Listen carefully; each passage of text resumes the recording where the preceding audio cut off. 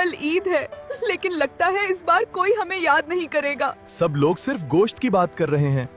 और सब्जी बाजार, अगर किसी ने हमें खरीदा ही नहीं तो? क्या इस बार हमारी दुकानें खाली रह जाएंगी? मुझे लग रहा है हम सब भूले जा रहे हैं। मैंने पहले ही कहा था, ईद पर सिर्फ गोश्त का राज होता है। अगर किसी ने सलाद भी ना बनाया तो? और तुम सब एक अहम बात भूल रहे हो। कौन सी बात? क्या कभी किसी ने बगैर मसाले के गोश्त खाया है? यानी सलाद हमारे बगैर मुकम्मल नहीं। और बिरयानी भी हमें चाहती है। तो मतलब हमारी भी ईद है। लगता है अब ईद पर मुझे कोई नहीं खाएगा। ओ आलू भाई, उदास मत हो। हाँ, अभी तो सब सिर्फ गोश्त के पीछे भाग रहे हैं। लेकिन जैसे ही गोश्त खत्म होगा ना, फिर क्या होगा? फिर मेरी शाही शुरू होगी। हर प्लेट में आलू होगा। आलू फ्राइज, आलू समोसे, आलू चिप्स, आलू सालन।